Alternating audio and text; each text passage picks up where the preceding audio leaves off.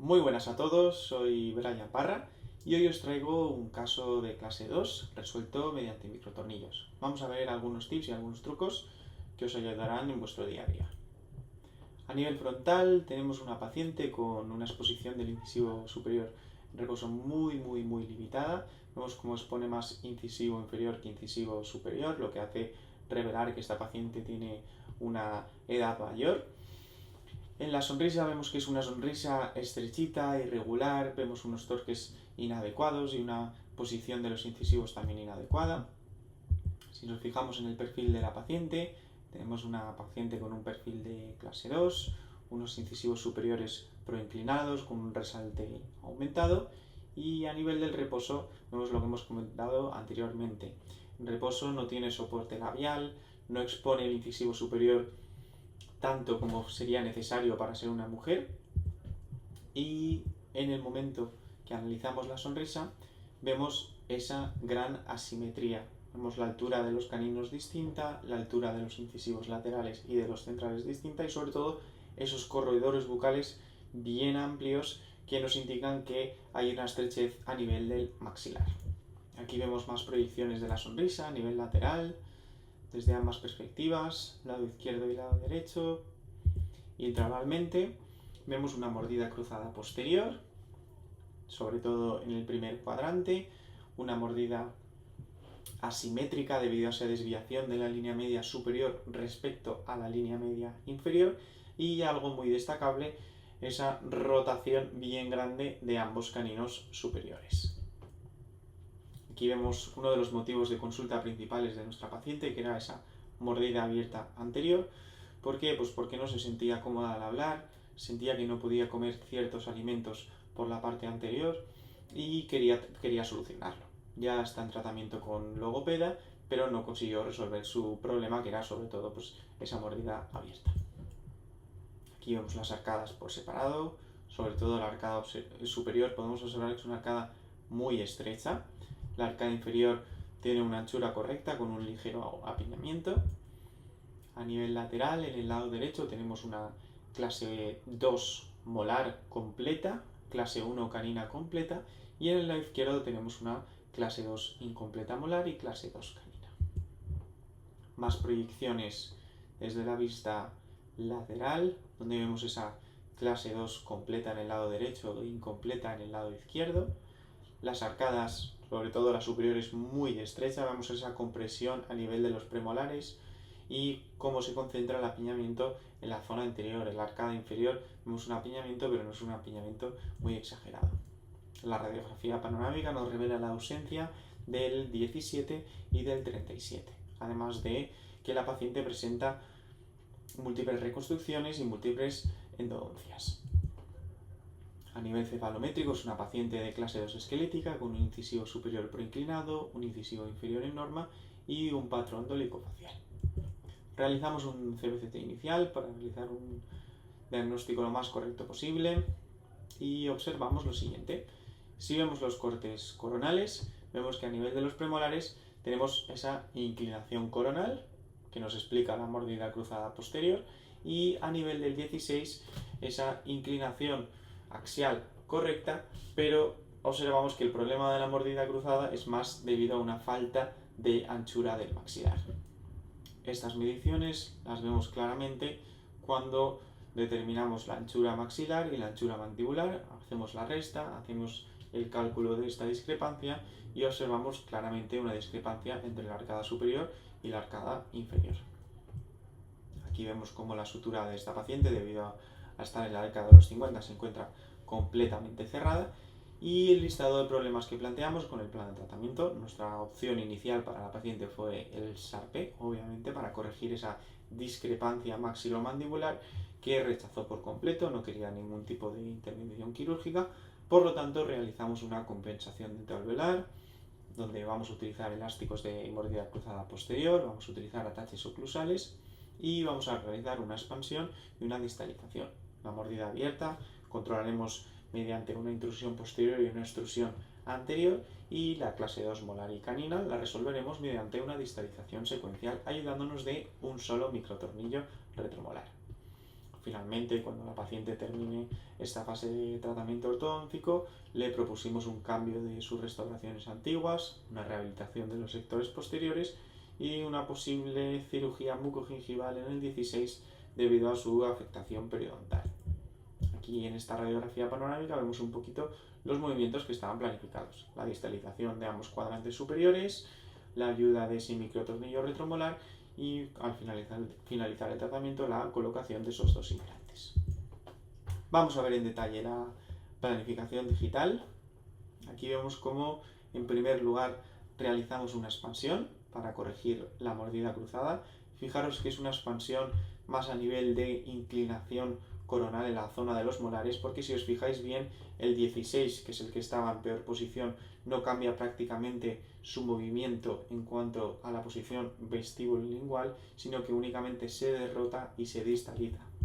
Vamos a verlo otra vez en detalle. Si os fijáis, el 16 únicamente hace una desrotación y la expansión está más a nivel de los premolares, pero tener en cuenta que vamos a hacer una expansión en la que el ápice se mantenga en la posición y sea una inclinación controlada. Colocamos elásticos de clase 2, sobre todo en los caninos es donde más nos interesaba. ¿Por qué? Porque tenemos que derrotarlos por completo y al tener el componente de la fuerza por vestibular nos va a ayudar muchísimo más ese momento, esa fuerza para ayudar a resolver esa rotación tan grande. A nivel anterior veis la colocación de ataches de extrusión que obviamente nos van a ayudar a resolver la mordida abierta anterior. Y si os fijáis, durante un momento inicial vemos ataches oclusales en 36 y 46 para resolver la mordida cruzada. Después los quitamos y ya trabajamos normalmente con elásticos de clase 2. Otro detalle importante es que tenemos elásticos de mordida cruzada posicionados con recortes de botón por palatino. Si os fijáis, en el 14 tenemos un pequeño recorte para botón y en los molares posteriores también. Esos elásticos los vamos a ir utilizando alternamente con los elásticos de clase 2. En el 16 veréis un recorte vestibular y palatino que es básicamente para tirar de él cuando hagamos la distalización con el microtornillo. Aquí vemos la evolución el primer día que colocamos los ataches. Veis el efecto de los ataches oclusales. En este caso los quise poner porque no quería que la paciente tuviese contactos prematuros y como sabía que iba a ser algo temporal, no iba a haber ningún tipo de problema. Aquí vemos la visión lateral, cómo provoca esa desoclusión posterior y poquito a poco cómo vamos evolucionando en el tratamiento, cómo va ocurriendo la distalización. Utilizamos esos elásticos de clase 2, en este caso fueron de 3/16avos. Empezamos con una fuerza de 3,5 onzas y aumentamos hasta 6 onzas cuando ya la distalización era mucho mayor. Aquí vemos cómo va evolucionando el caso. Ya la línea media superior se va centrando ligeramente hacia la derecha y en este punto, cuando ya la distalización del molar está en clase 1, colocamos nuestro microtornillo retromolar. Colocamos en esa zona, una zona muy sencilla de colocar ya que no había ningún diente, y lo sujetamos con dos canetas, una por vestibular y una por palatino, y lo único que hacíamos es una fuerza muy ligera ya que ese molar prácticamente había terminado su movimiento y lo queríamos como un elemento de anclaje más, ya que contamos con esos elásticos de clase 2 a nivel de los caninos. Aquí vemos la colocación en la radiografía panorámica y como ya tenemos esos milímetros que hemos ganado, que queremos conservar gracias a este microtornillo.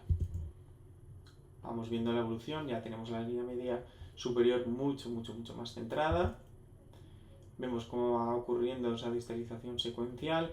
En este momento, si os fijáis, el tip del 15 se nos queda un poco exagerado, pero si os fijáis, ahora cuando veamos las imágenes siguientes, ya simplemente de dejarlo en su posición ya va corrigiéndose automáticamente. Ya veis los caninos que están en una posición mucho mejor, ya hemos conseguido derrotarlos, colocamos esos ataches rectangulares para también ayudar en el movimiento y que no hubiese ningún tipo de desajuste. En este punto podemos comparar cómo ya la sonrisa de la paciente ha mejorado muchísimo, ya tenemos una curvatura de la sonrisa mucho más armónica y vamos avanzando alineadores y al final ya nos queda únicamente acabar de terminar la posición del canino y llegamos así al refinamiento. Ya hemos corregido la mordida cruzada, hemos conseguido corregir esa clase 2 en ambos lados y nos falta un poquito de asentamiento y de coordinar ambas arcadas. Aquí vemos la evolución de la distalización del primer cuadrante y de la expansión.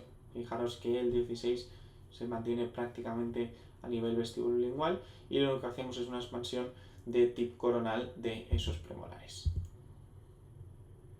Este fue el último y primer refinamiento que hicimos en este caso. Realizamos stripping en la arcada inferior y centramos la línea media superior y al final colocamos algunos elásticos de asentamiento para acabar de centrar esa mordida. Aquí veis la sonrisa final de la paciente, cómo mejoramos esa posición del labio y sobre todo quiero que veáis esta comparativa porque hay una gran diferencia entre esta posición en reposo y esta posición en reposo. Fijaros cómo el tejido del labio en la imagen de la izquierda es mucho más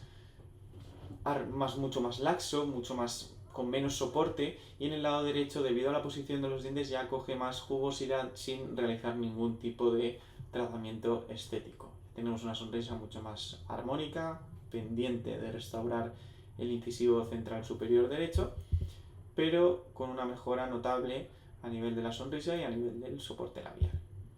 Si os fijáis lo que comentamos, el labio antes era mucho más laxo, ahora está más tenso, está en mejor posición, y a nivel intraoral estos fueron los cambios que realizamos con el centrado de la línea media, cómo conseguimos cerrar esa mordida abierta, insistimos a la paciente de que tiene que seguir su protocolo con la logopeda, y aquí vemos la distalización, ya con la paciente en el lado derecho restaurada con sus coronas, cómo conseguimos una buena oclusión y una buena posición de los incisivos tanto superiores como inferiores. Aquí vemos una imagen lateral y cómo nos quedaron las arcadas pendientes todavía de continuar con su rehabilitación estética. Muchas gracias a todos, espero que os haya gustado el caso y nos veremos en próximos vídeos para seguir aprendiendo. Un saludo.